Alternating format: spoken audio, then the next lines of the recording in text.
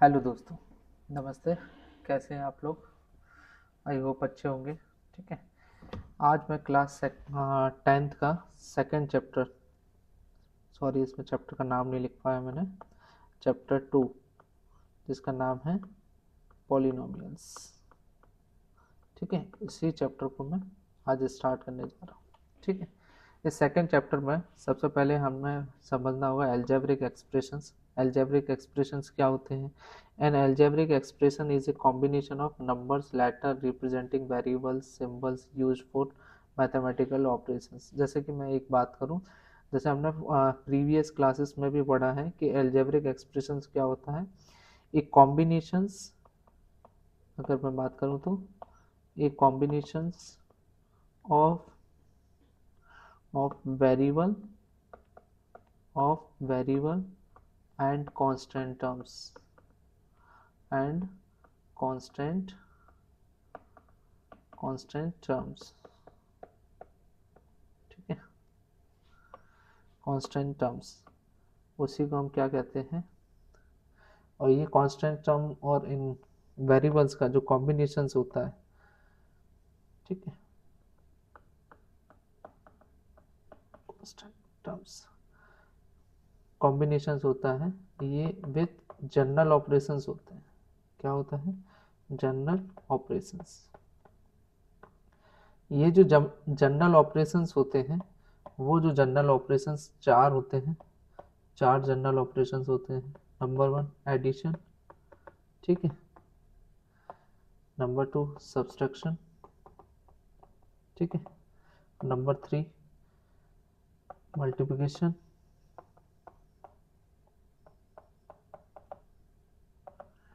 Number 5 division. तो ये चार जनरल ऑपरेशंस होते हैं। तो एल्जेब्रिक एक्सप्रेशंस क्या होता है? A combination of variables and constant term with general operations is known as algebraic expressions. जैसे कि अगर मैं बात करूं, ये हमारे पास एक फॉर्म दिया गया है, जैसे ये दिया गया है 4x+2। ठीक है। इस 4x+2 में यहाँ जो 4 दिख रहा है इसे हम बोलते हैं कॉफिशिएंट। ये कॉफिशिएंट किसका है? x का कॉफिशिएंट है। ठीक है। और ये जो x दिख रहा है वो क्या है? हमारा वेरिएबल्स। और कांस्टेंट टर्म क्या होता है? Numeric form. इस पूरे फॉर्म को, ये जो बने हुए हैं, इन्हें टर्म्स बोलते हैं, है ना। तो पहली बात एक चीज़ ध्यान रखनी है, क्या कि वेरिएबल्स होते हैं, वेरिएबल्स क्या होते हैं? वेरिएबल्स होते हैं सिंबल्स को रिप्रेजेंट करें, जैसे अल्फ़ाबेटिक्स, जैसे मैंने बोला x y z।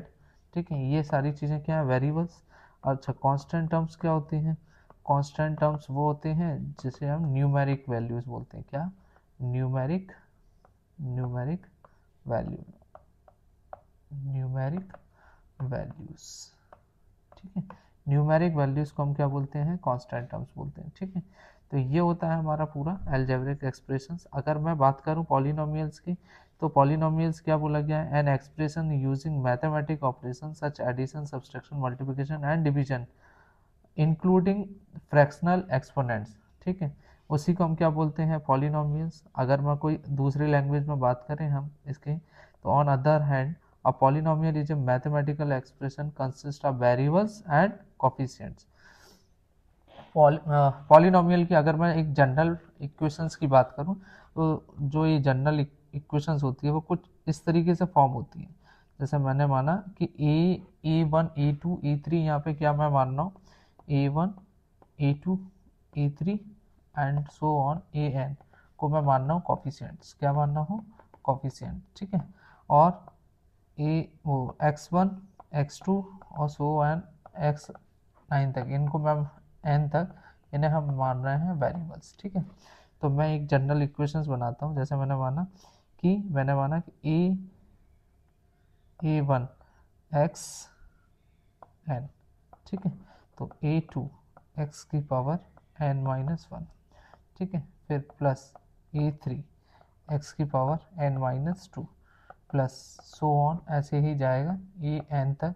और x की पावर n-n करूँगा, n-n, तो ये क्या बन जाएगा? ये जो फॉर्म बनेगा वो सिर्फ an बचेगा, x की पावर 0 बनेगा। तो इसको मैं क्या लिख सकता हूँ? 1। x की पावर 0 को क्या लिख सकता हूँ? 1। तो an बचेगा। तो हमारा ये फॉर्म बन गया क्या? जनरल फॉर्म क्या बना, a1 xn plus a2 x2 x की पावर n माइनस 2 ऐसे सो ऑन, है ना, लास्ट में बचेगा प्लस में an। इसका मीन्स क्या हो गया, यहाँ हमें दिखाई दे रहा है कि वेरिएबल्स की पावर्स एक तो होल वैल्यूज होती हैं, क्या होती है, होल वैल्यूज, ठीक है, नॉट फ्रैक्शंस, क्या होती हैं, होल वैल्यूज होती हैं, होल वैल्यूज, ठीक है, और फ्रैक्शंस नहीं होती हैं, ठीक है, फ्रैक्शंस में नहीं होगी, है ना, और डेसिमल्स में भी नहीं दिखाई दे रहा है आपको, है ना, डेसिमल्स में भी नहीं दिख रहा है, ठीक है। दूसरी चीज़ कि आपको ये दिख रहा है कि यहाँ जो भी हम वैल्यूज़ ले रहे हैं वो डिक्रीजिंग ऑर्डर में होती जा रही है, कि वेरिएबल्स की पावर जो है, वेरिएबल्स की पावर जो दिख रही है, variables power will be decreasing, क्या होती जा रही है, डिक्रीज होती जा रही है, ठीक है, क्या हो रही है, डिक्रीज हो रही है। तो इसी को हम क्या बोलते हैं, पॉलिनोमियल बोलते हैं। आगे चलते हैं, डिग्री ऑफ द पॉलिनोमियल, सबसे बढ़िया चीज़, मेरा फेवरेट भी, degree of the polynomial. Degree of the polynomial जैसे कि इसमें, जैसे मैं बताता हूँ तो मेरे डेफिनेशंस क्या है, the highest power of the variables is known as, क्या, मैंने बच्चों को भी, काफ़ी बच्चों को मैंने बताया है, ठीक है। तो क्या होता है, इसको देखते हैं हम, कि हाइजेस्ट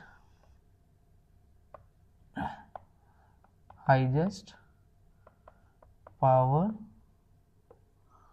ऑफ द वेरिएबल, ठीक है, वेरिएबल की जो हाइजेस्ट पावर होती है उसी को हम क्या बोलते हैं, degree of the polynomial, degree of the polynomial, ठीक है, डिग्री ऑफ द पॉलिनोमियल, ठीक है। जैसे यहाँ लिखा है, for a polynomial in one variable, अगर कोई वन वेरिएबल है तो द हाइजेस्ट एक्सपोनेंट, एक्सपोनेंट को ही हम क्या बोलते हैं, पावर, इन, जैसे कि मैंने लिखा है e to the power n, तो ये जो n है, e टू द पावर जो n दिख रहा है, इसी को हम बोलते हैं एक्सपोनेंट, ठीक है। तो बोला गया the highest exponent on the variable, ठीक है, उस वेरिएबल में एक्सपोनेंट हाइजेस्ट होना चाहिए, किसमें, वेरिएबल में, तो उसी को हम क्या बोलते हैं, डिग्री ऑफ द पॉलिनोमियल, ठीक है। जैसे यहाँ पर एक मैंने इक्वेशन ली है px, इसमें दिखाई दे रहा है a3 क्या है यहाँ पर कॉफिशिएंट, a2 क्या है कॉफिशिएंट, a1 क्या है कॉफिशिएंट, ठीक है, और यहाँ एक्स स्क्वायर और x1, तो ये क्या है हमारी, ये हमारे दिख रहे हैं वेरिएबल, क्या है, वेरिएबल। तो यहाँ पावर देख रहे हैं कि यहाँ पहले 3 है, यहाँ 2 है, फिर यहाँ 1 है, तो यहाँ क्या हुआ होगा, डेफिनेटली x की पावर 0 बना होगा, तो इसलिए यहाँ 1 बना, तो ये कांस्टेंट टर्म हो गई, ये क्या हो गई, कांस्टेंट टर्म बना, ठीक है। तो यहाँ जो डिग्री की बात करें तो इसमें पावर अगर मैंने देखा तो ये सबसे ज़्यादा पावर एक्सपोनेंट किसकी है, x की पावर 3, तो इसलिए डिग्री क्या हो गई 3, ठीक है, समझ आया। तो इसी को हम बोलते हैं डिग्री ऑफ द पॉलिनोमियल। हाँ, अब टाइप्स ऑफ पॉलिनोमियल की बात करें बेस्ड ऑन डिग्री, तो जिसकी 1 डिग्री होती है, नहीं सॉरी, पॉलिनोमियल टाइप्स ऑफ, यहाँ टर्म के बेसिस पे बताया गया है। हाँ, जैसे अगर मैं डिग्री की बात करूँ, कि डिग्री की बेसिस पे मैं बात करूँ, पॉलिनोमियल को डिफाइन किया गया है, जिसमें 1 डिग्री होती है उसे हम बोलते हैं लीनियर, क्या बोलते हैं, लीनियर। जिसमें 2 डिग्री होती है उसे हम बोलते हैं क्वाड्रेटिक, उसे क्या बोलते हैं हम, क्वाड्रेटिक। जिसमें तीन डिग्री होती है उसे हम बोलते हैं क्यूबिक, क्यूबिक पॉलिनोमियल है। ये सारी चीज़ें किसकी, पॉलिनोमियल के ही पार्ट है, ठीक है। तो 3 या 3 से ज़्यादा वाले चीज़ों को हम फिर क्या बोलने लगते हैं, पॉलिनोमियल, क्या बोलते हैं, पॉलिनोमियल, ठीक है। अब इसी की बेसिस पे यहाँ हमारे पास दिया गया है, क्या दिया गया है ज़रा देखेंगे, कि अगर मैंने बोला कि क्या दिया है, कि टर्म्स, इस, अब क्या दिया गया, टर्म, तो टर्म्स को देखेंगे। जैसे कि यहाँ पे अभी जो हमारा ये क्वेश्चन जो दिया था उसमें, ये जो क्वेश्चन दिया है इसमें अगर मैं पूछूं कि नंबर ऑफ टर्म्स कितनी है, तो यहाँ हमें दिखाई दे रहा है कि 1 term, 2 term, 3 term and 4 terms. तो याद रखना है, टर्म्स को हमेशा हम प्लस और माइनस से ही रिप्रेजेंट करते हैं। तो यहाँ पे देखेंगे ये एक पॉजिटिव पार्ट है, ये एक पॉजिटिव है, ये पॉजिटिव पार्ट है ना। और मल्टीप्लिकेशन को काउंटिंग में हम टर्म्स को नहीं करते हैं। तो यहाँ पे देखेंगे जरा हम मोनोमियल, जैसे कि मोनोमियल में जिसमें 1 टर्म्स होती हैं उसे हम बोलते हैं मोनोमियल, ठीक है। जिसमें 2 टर्म्स होती हैं, जिसमें कितनी 2 टर्म्स होती हैं, टू अनलाइक टर्म्स, हाँ फोकस, कैसी टर्म्स होनी चाहिए, अनलाइक होना चाहिए, लाइक वाली टर्म्स नहीं। जैसे मैंने बना लिया 5x प्लस 5x, तो ये तो आप ये कहोगे कि सर ये 2 टर्म्स है, नहीं, लेकिन ये कैसी है, लाइक टर्म्स है, तो ये टोटल क्या होगा 10x हो जाएगा, है ना। इसलिए इसको क्या बोलेंगे हम, टू अनलाइक टर्म्स, उसी को हम बोलते हैं बाइनोमियल। ऐसे ही थ्री अनलाइक टर्म्स, उसे हम बोलेंगे ट्राइनोमियल, ठीक है। जैसे दिया है 2x 6x स्क्वायर 9xy, है ना, 4x square plus x 5x plus 4x square plus 3x plus 4, ठीक है। आई होप आपको डिग्री ऑफ द पॉलिनोमियल समझ आया होगा, ठीक है। आगे बढ़ते हैं, zeros of the polynomial. Zeros of the polynomial क्या होता है, पहली बात तो ये समझ लीजिए, ये वैसे आप क्लास 9th में पढ़ चुके हैं, क्लास 9th में आपने बहुत अच्छे से पढ़ा है, इधर मैं रिपीट करा रहा हूँ इन चीज़ों को, ठीक है। zeros of the polynomial, if px is a polynomial in x and k is any real numbers, then the value of obtained by replacing by x by k in px is called the value of the px, and x is equal to k, it is denoted by pk। जैसे हम class 9th में हमने पढ़ा था, जैसे अगर मान लीजिए ये px इज इक्वल टू, मान लीजिए मैंने कोई एक इक्वेशन ले ली 2x प्लस 1, ठीक है। अगर मैंने यहाँ p की वैल्यू 1 रखी, क्या रखी, वो सॉरी x की जगह मैंने क्या रखा 1, तो अगर मैं यहाँ वैल्यू पुट करूँ तो 2 मल्टीप्लाई 1 प्लस 1, तो ये क्या हो गया 2 प्लस 1 इज इक्वल टू कितना आ गया 3। इसी को हम बोलते थे value of the P X at X is equal to, यहाँ at X is equal to क्या रखा है हमने, एक्स इज इक्वल टू रखा है 1, एक्स इज इक्वल टू 1 रखने पर आ रहा है 3।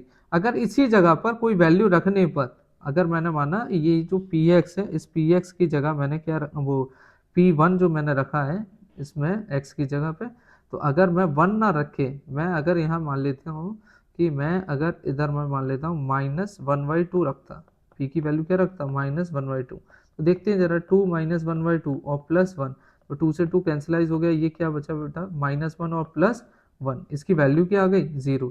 जब ये कंडीशन बन जाती है तो उसी को हम बोलते हैं जीरोज ऑफ द पॉलिनोमियल। जब ये कंडीशन बनती है उसी को हम क्या बोलते हैं, जीरोज ऑफ द पॉलिनोमियल। लिखा भी है zeros of the polynomial is value x where px is equal to कितना आ जाए 0 आ जाए, px इज इक्वल टू 0 आ जाए। एक एग्जांपल दिया गया है यहाँ पे, जैसे देखिएगा x प्लस 1 और x माइनस 2 मल्टीपल में दिया गया है, ठीक है, मल्टीपल में दिया गया है, ठीक है। अब इसी को अगर मैंने देखा कि अगर मैं यहाँ -1 रख दूं, इस जगह पर क्या रखूं -1, तो क्या मिलेगा, ये पूरी इक्वेशन क्या हो जाएगी 0 हो जाएगी, क्योंकि सब आपस में मल्टीपल में। ऐसे ही मैं +2 रखूं तब भी 0 हो जाएगी, -3 रखूं तब भी 0 हो जाएगी, और यहाँ मैंने +4 रखा तब भी 0 हो जाएगी। तो इसके नंबर ऑफ जीरोस कितने आए 4 आए। अगर मैं इसको ग्राफिकली समझूं तो ये एक्स एक्सिस को कितने पार्ट में कट करेगी या इंटरसेक्ट करेगी, तो 4 पार्ट्स में, ठीक है। इन्हीं 4 पार्ट्सों को हम क्या बोलते हैं, रूट्स या फिर जीरोस ऑफ द पॉलिनोमियल, ठीक है। जैसे ये इक्वेशन दिया गया है, इसको अगर मैं देखूं px इज इक्वल टू कितना दिया है 2x³ - 3x² प्लस 1, ठीक है। अगर मैंने यहाँ वैल्यू रखी p1 रखा, कितना रखा p1, अगर मैं 1 रखूं तो 2 × 1 - 3 × 1 1 का क्यूब और यहाँ 1 का स्क्वायर प्लस 1, तो इसको मैं सॉल्व करूंगा तो ये हो गया बेटा 2 माइनस ये हो गया 3 और प्लस 1, 2 और 1 कितना हो गया 3 और 3 में 3 गया 0। तो मतलब क्या हो गया, मुझे p1 रखने पर क्या मिल गया 0 मिला, क्या मिला 0 मिला। तो दैट मीन्स ये हो जाएगा इसका जीरोज ऑफ द पॉलिनोमियल, क्या होगा zeros of the polynomial. I hope समझ आया होगा आपको, ठीक है, जीरोज ऑफ द पॉलिनोमियल, ठीक है। एक ये लाइन भी है इससे इंक्लूडेड, क्या लिखा है, a real number k is said to be a 0 if the polynomial px and pk is equal to 0। क्या बोला गया कि इस px की जगह अगर मैं x की जगह मैं रिप्लेस कर दूं k को, तो वैल्यू 0 आ जाए, तो वो बोला जाएगा zeros of the polynomial. I hope समझ आया होगा आपको, ठीक है, बहुत अच्छे से समझ आएगा, ठीक है। और चीजें समझते हैं, geometrical meaning of the zeros of the polynomial. Geometrical में मतलब कि अब हम समझते हैं कि ग्राफिकली कैसे होता है सारी चीजें, ठीक है। अगर मैं किसी भी इक्वेशन में लीनियर, अगर कोई भी लीनियर पॉलिनोमियल दिया है, तो उस लीनियर पॉलिनोमियल का जो ग्राफ बनेगा वो हमेशा स्ट्रेट लाइन बनेगा। कैसा बनेगा, स्ट्रेट लाइन। जैसे मैंने मान लीजिए ये मैंने एक y एक्सिस लिया है और ये मैंने एक x एक्सिस लिया है, ठीक है, ये क्या ले लिया मैंने, ठीक है। अगर मैं अब इसमें स्ट्रेट लाइन बनाऊं, क्या बनाऊं बेटा, स्ट्रेट लाइन बनाऊं, ठीक है, मतलब कि ये एक इक्वेशन को रिप्रेजेंट करना चाहूँ, तो इसका मतलब ये हो गया इस x एक्सिस को एक बार वो कट करेगा, ठीक है, मतलब कि नंबर ऑफ जीरोस जो होंगे वो 1 होगा, ठीक है। ये x एक्सिस हो गया और ये वाई एक्सिस हो गया, ठीक है। तो यही बोला गया है कि अगर स्ट्रेट लाइन भी बनेगी और इंटरसेक्ट करेगी एक्स एक्सिस को एग्जैक्टली 1 पॉइंट पर, कितने पॉइंट पर, एग्जैक्टली 1 पॉइंट पे करेगी, ठीक है, जो कि -b/a होगा, और y की वैल्यू कैसी होगी, यहाँ पे 0 होगी, y की वैल्यू यहाँ कितनी दिख रही है, 0 दिख रही है, ठीक है। Therefore the linear graph of a polynomial has exactly कितने जीरोस होते हैं इसमें, 1 जीरोस होंगे, नेमली x कोऑर्डिनेट, वो हमेशा x का कोऑर्डिनेट होगा, ठीक है। Where the graph of y is equal to ax plus b is intersect x axis, कहाँ कट करेगी, x एक्सिस को कट करेगी, ठीक है। ये था लीनियर का। अगर मैं बात करूं क्वाड्रेटिक इक्वेशंस की, किसकी बात करूं मैं, क्वाड्रेटिक इक्वेशंस की, तो क्वाड्रेटिक इक्वेशंस में क्या होता है, क्वाड्रेटिक इक्वेशन में जनरल फॉर्म क्या होता है, ये जो आपको दिखाई दे रहा है वो जनरल फॉर्म है, कुछ इस तरीके से बनेगा, y is equal to ax² plus bx plus c, ठीक है।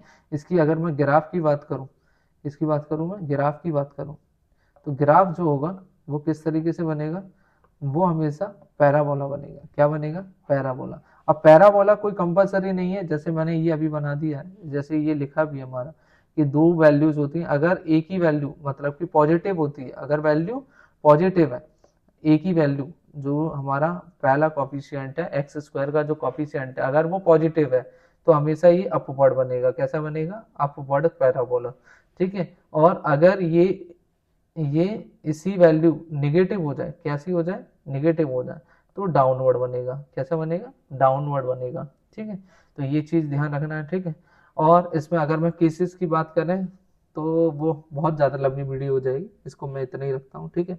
आई होप समझ आया होगा कि जब ओपन अपवर्ड होगा, मतलब ओपन की तरफ पैराबोला होगा, तो पॉजिटिव होती है x की वैल्यू, x² की वैल्यू, और अगर ये मतलब कॉफिशिएंट x² का कॉफिशिएंट पॉजिटिव होगा, अगर x² का कॉफिशिएंट निगेटिव है ना, तो डाउनवर्ड रहेगा, कैसा रहेगा, डाउनवर्ड रहेगा, ठीक है। ये पैराबोला बनता है। एक लास्ट टॉपिक इस सेकंड चैप्टर का, जो कि बहुत बहुत बहुत ज्यादा जरूरी है, relationship between zeros and coefficient of the polynomial, ये चीज ध्यान रखना है। अभी हमने बात की कि क्वाड्रेटिक इक्वेशन मैंने एक ली है, ax² bx plus c equal to 0।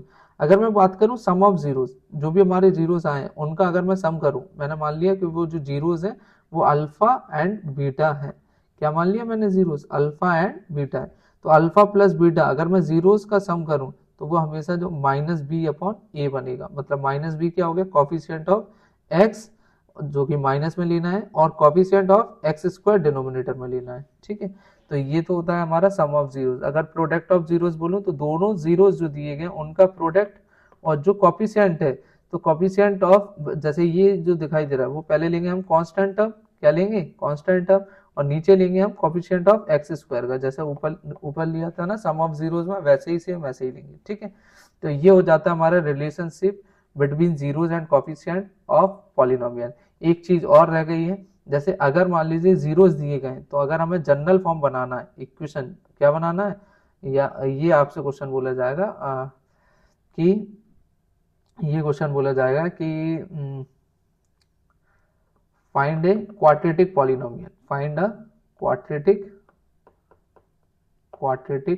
Polynomial, quadratic polynomial बोला गया है, तो हमारा जनरल फॉर्म क्या होगा क्वाड्रेटिक पॉलिनोमियल का, तो वो होगा x² minus alpha plus beta, जो जीरोस होंगे, x plus alpha into beta, ठीक है। ये होगा, ये तो आपका दिया है एनसीईआरटी में इस तरीके से, ठीक है, px के इक्वल, क्योंकि px के इक्वल होगा, ठीक है। ये तो हमारा एनसीईआरटी में दिया गया है। अगर मैं बात करूं आरडी शर्मा में, तो आरडी शर्मा में एक चीज बोला गया है कि इस px में सिर्फ एक कांस्टेंट टर्म का मल्टीप्लाई कर दिया गया है, ठीक है, k एक कांस्टेंट टर्म है, ठीक है, वो इस तरीके से बनाया गया है, ठीक है। आई होप समझ आया होगा, है ना, ठीक है। ऐसे ही अगर वीडियो अच्छी लगी हो तो भैया लाइक कर देना, लाइक एंड शेयर, कमेंट, ठीक है। ऐसे ही मुस्कुराते रहिए, थैंक्स।